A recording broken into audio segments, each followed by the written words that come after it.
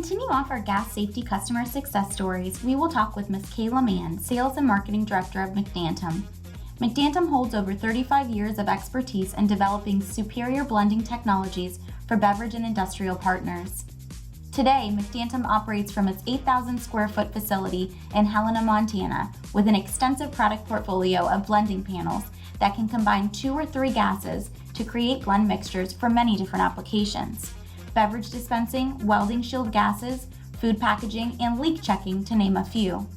Further, while McDantim continues to innovate to meet the evolving needs of customers daily, they also stand by CO2Meter gas analyzers like the CM1650 to help provide quality assurance for customers that the blends that they are using are always in spec. I'm excited to dive deeper and talk with Kayla on the topic of gas analysis and further learn more about how they are using CO2Meter solutions in the field. All right, everyone, this is Morgan, VP of Marketing at CO2Meter, and today I am honored to be speaking with Ms. Kayla Mann, Sales and Marketing Director at McDantim. For those of you that don't know, McDantim is also a 100% employee-owned company, which is amazing, in Helena, Montana, and they have specialized in on-site gas blending since 1988. They've also continued to be such a great resource for CO2Meter in all things gas and education, and they are a proud partner of our gas detection solution. So thank you so much, Kayla, for taking time out this morning on a Friday to talk with me a little bit on gas. Thanks for that marvelous introduction, Morgan. That was wonderful. I'm excited to chit chat with you about all this stuff. So before we get started, Kayla, could you give us a little bit of insight to McDantim, kind of some overall background and more on your role there at McDantim as well? Sure. So like you said, we got started in 1988 as a company itself, but we got our start a little before that. Guinness had reached out to our founder, Mert Fallon, and his company, asking for like a more reliable on-site method for gas mixing to dispense Guinness specifically. And over that time frame, Mert was able to create the technology and stuff like that we use today for that type of application. Unfortunately, Mert passed away in 1991, but his son Dan took over the company at that point and shifted the vision on how the equipment could be used not only for draft beer dispense, but for other draft beverages, welding shield gas, laser cutting, food packaging, leak checking, just to name a few of the other industries we serve.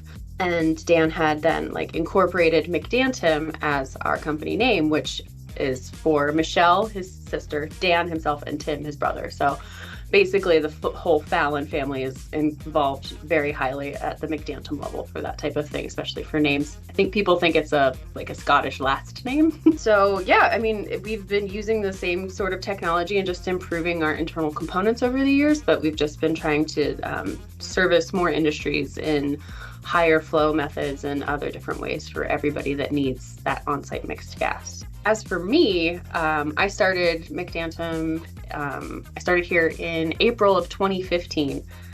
Wow. It was a long time. But I started as an administrative assistant. So when I was here, I was answering phones, placing orders, working with our customers and end users about stuff, and just learning mostly the beverage side. And then I got promoted to the marketing assistant because I was doing a lot of website and trade show planning. And then the marketing coordinator because I was doing way more of that stuff, and then reorged back into sales. So now I'm the sales and marketing director. I've been in this position for about 2.5 years. And it's been really nice to be able to be back on the phones with customers again, because that wasn't as much of my priority when I was just doing only marketing stuff. So I really enjoy the one-on-one aspect of talking with people. Being here since 2015 in our old building and now in our new building, I've had the fortunate opportunity to experience how McDantim has grown and changed over time so that we can continually serve our industries with that one-on-one service that we like to do. I was going to say, I feel like you literally know all of the ins and outs of the company because you've been in so many different positions, which I think is so integral. And a lot of people don't get to see the full picture. I also saw that you guys just had your 35th year anniversary, I think. Yeah, we'll be 36 on March 1st. Wow. yeah, it's a lot. Which That's is really amazing. cool. So thanks for all of that insight. I did not know myself, especially on the name, which I think is really great that it is more family and employee owned, and you guys are just making leaps and bounds in what I see too. On the gas side, Kayla, obviously you as well as us, gas is so integral in our day-to-day operation. When it comes to the analysis part, how is gas analysis important, not only for yourself in the field, but also for the customer side? I think from my standpoint, when we have customers paying like hefty prices for whether like for any on-site mixed gas, whether that's a mixed gas blender or pre-mixed cylinders, it's extremely important that they know that their blend is accurate for their application and consistent in the spec throughout the range, whatever they need it to be. And a lot of our customers are used to on-site mixed gas units that are adjustable. And with that, they need an analyzer to verify the blends. And that's not something that we do very often. I think in my history that I can recall, I think we've done like maybe 9 adjustable blenders. We try to stick away from that, partially because we love to have that calibration in-house on our core mass spectrometer for our fixed blend units. And because we are using that mass spec, we build and tune and test them, and then we run them from that lowest flow to the maximum flow, making sure that the panel stays in spec. And we have our blend tolerance that we guarantee, and having the adjustable ones kind of makes it a little more volatile. You're not always 100% certain, and you're at the mercy of whichever analyzer you choose.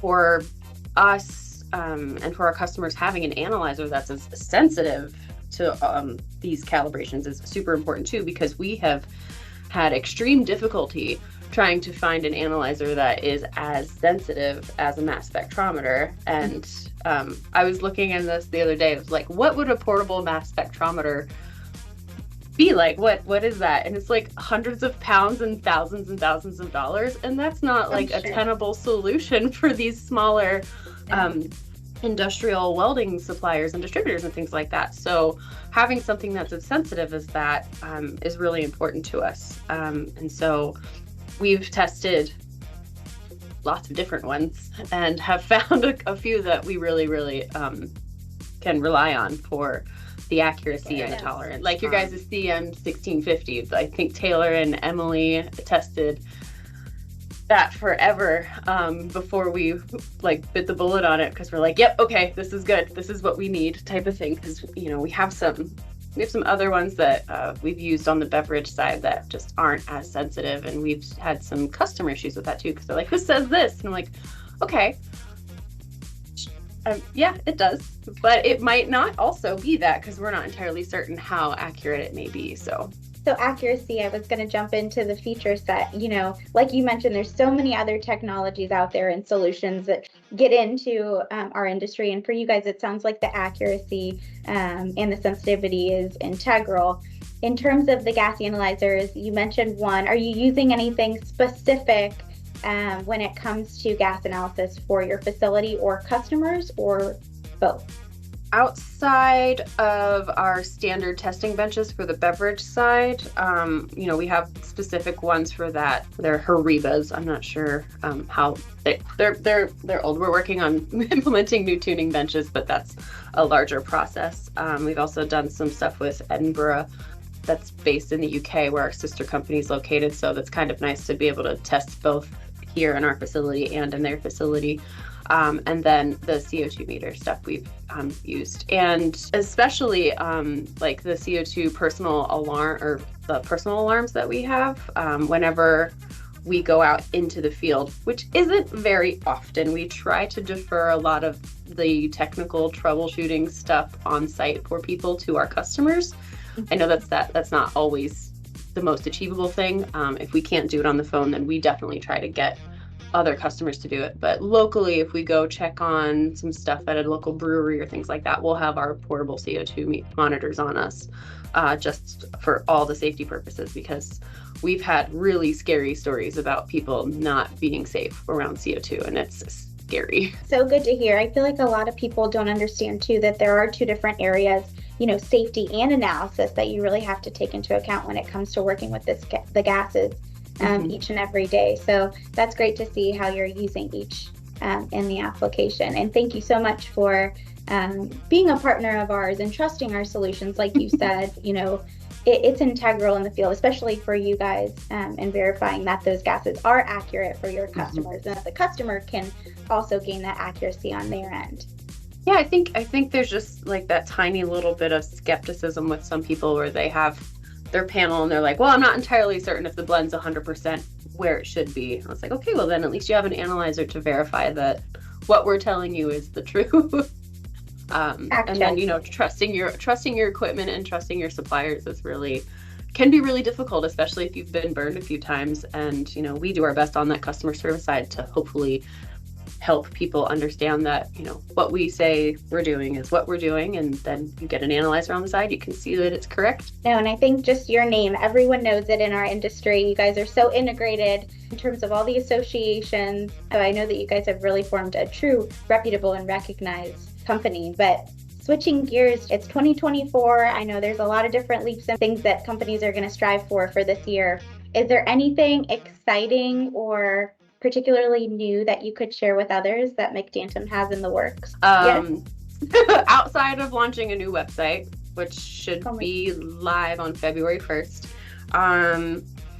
our engineering team has been working on a larger blender element component to offer more variety for our industrial customers with different flow requirements.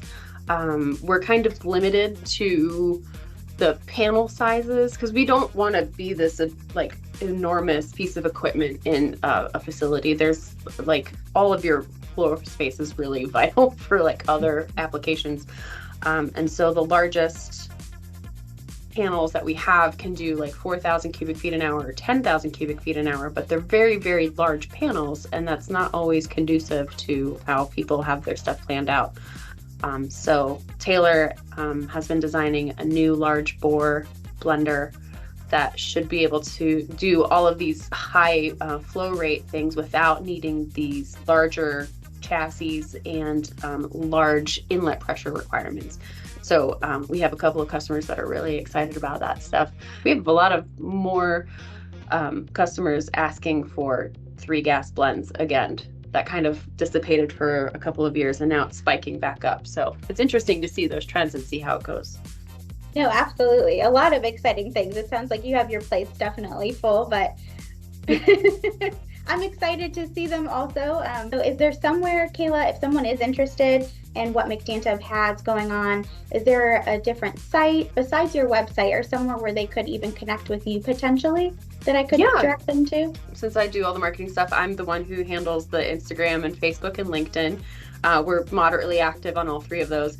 Emily, who's our production engineer, she and I have been working on a plan for working on some informational and educational videos for our YouTube page. We have a couple of really cool videos on our YouTube right now that I think we're planning on completing by mid Q2, hopefully. And outside of that, we'll be attending IBDEA, WEMCO, GATA, the Craft Brewers Conference, the Gas World CO2 Summit, just to name a few of the shows that we'll be attending. And then we're also going to have an open house in Helena again in June. We had one last year during Dan's Memorial Weekend, and we thought it'd be nice to continually have this kind of open invitation to any customer, distributor, or vendor to come see our facility and our beautiful capital city, and that will be sometime in June. So wonderful. We have a lot planned and lots of stuff going on. No, I love it. And again, I see you guys always throughout the industry and a lot of these conferences. So chances are there could be a very great chance that they could meet you in any of those conferences. So we super appreciate it, Kayla. Thank you so much for all of the insight. I learned a great deal myself just on this quick call. But we appreciate you guys so much, truly, in your partnership and all the resources that you've provided us. So thank you for taking some time and chatting with me today. Well, thank you. And we love being an industry partner with you guys. You have been so helpful with education and information and training for sales staff and working with the engineering team on getting us exactly what we need for our equipment, and we couldn't be happier. So thank you.